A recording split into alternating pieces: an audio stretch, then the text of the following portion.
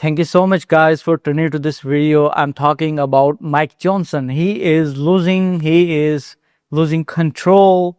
He is kind of terrified. I'm gonna share this important video with you, important report with you. First of all, take a look at this important video, guys. Johnson has no control over the House of Representatives. It is why he regularly sends them home, cancels votes, cancels entire days. And that is because not just the fact that he is powerless, that he has given his balls away to Donald Trump to keep in a little purse in the Oval Office, but also because of his historically small majority, which is getting even smaller thanks to Nancy Mace, Anna Paulina Luna, and maybe most importantly and most vocally, Lauren Boebert, with new resignations in a new report in the New York Times that should and does have Mike Johnson terrified. Because if he doesn't have control now, what is the next step in his descent into, I guess, irrelevance is what's next for Mike Johnson, which is why I want to start with how irrelevant the House has been lately. They're on vacation right now, members of Congress are.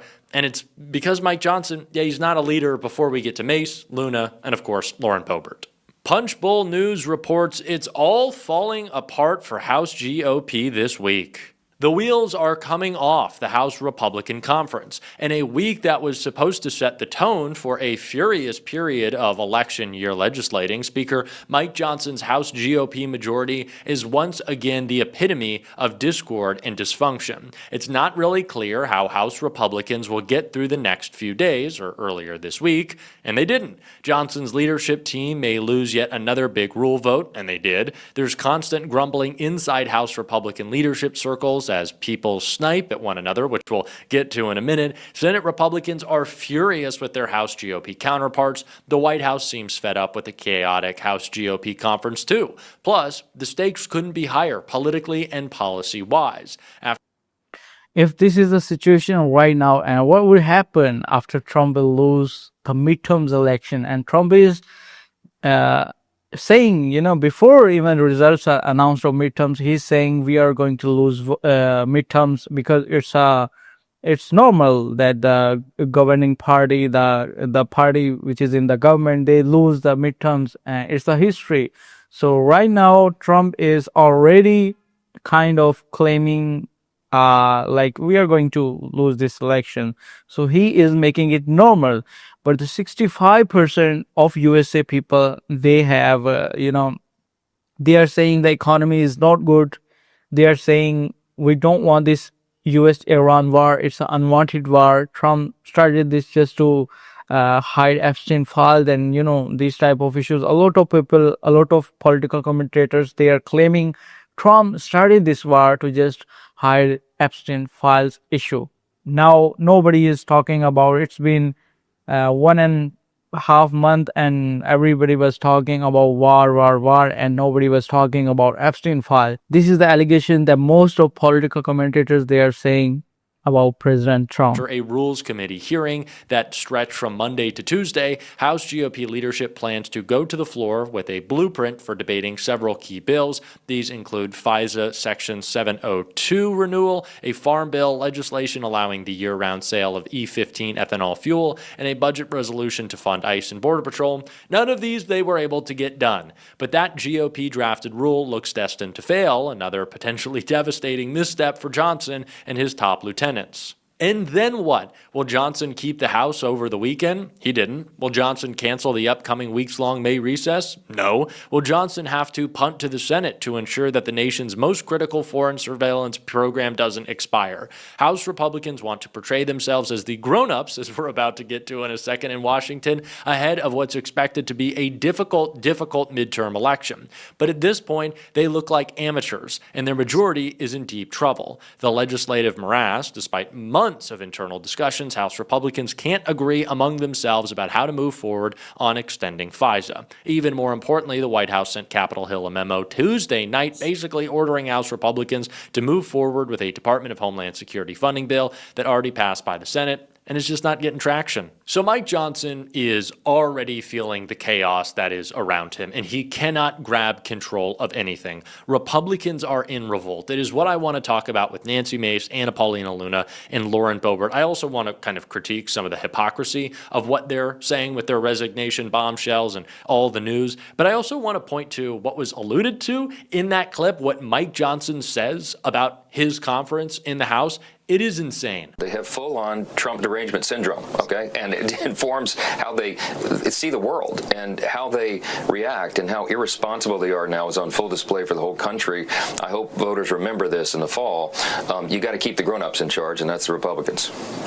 You are not the adults in the room. You behave like children. I will also say that no one hates their supporters more than Republicans. Mike Johnson hates Republican voters, and so does, clearly, Donald Trump, because they have allowed the worst people with the worst behaviors, not even the word for it, the worst like criminal activity, to do whatever they want in the Congress without facing real accountability. That is what we have seen. And Mike Johnson doesn't get anything done. He does not go forward and move forward with the legislative priorities of the people who, for some reason, fucking elected Donald Trump. So even the hardcore MAGA base isn't being served. Americans certainly are, because this Congress has only passed things that hurt everyone who isn't a billionaire. Yes, and it is all falling apart, and it's humiliating for Mike, making the case again for why Republicans shouldn't govern. But it is only about to get worse, because as the dysfunction is kind of hitting a peak at this point, Nancy Mace, Anna Paulina Luna, and Lauren Boebert just had a glossy spread in the New York Times about why they want to blow it up even more. These GOP women want Congress members to pay a price for abuse. Will it work? 3 Republican women who had a hand in forcing the resignations of lawmakers accused of sexual misconduct said they are out to name and shame more offenders. It is not clear how far they'll go. When former Representative Tony Gonzalez, Republican of Texas, admitted in March to a long-rumored affair with a staff member who later took her own life, a pair of Republican women immediately called for him to be formally censured, and a third became the first in the GOP to demand that he resign. The men at the helm of the party, Donald Trump and top congressional leaders, were still standing by Mr. Gonzalez, whose vote they needed to maintain their narrow majority in the House. Of course, but among the small majority of GOP lawmakers in the House who are women, an outspoken trio on the hard right, Representatives Anna Paulina Luna, Nancy Mace, and Lauren Boebert, went on the warpath and ultimately helped force Gonzalez to resign in May under the threat of expulsion. It was part of an unlikely campaign by the 3 MAGA women to call out what they say is a culture of rampant sexual harassment and misconduct on Capitol Hill, and to dismantle the unwritten rules of political expediency and tribal loyalty that for decades have helped to keep such behavior under wraps. Well, guys, Jack Cocciarella said Mike actually hate Republicans, and that's very bad news for President Trump. You know, he was talking about like midterms are going to be very difficult. I also assume everybody is opposing President Trump nowadays. Everybody is not with the decisions of policies of President Trump. The most of the people of USA, they are opposing the decision of war. They are opposing the economy experts. They are saying the US economy is not going well. Fox News just showed a poll that 65% of people, they say economy is not going well. And the economic experts, they are also saying economy is not going well after the war with Iran and USA.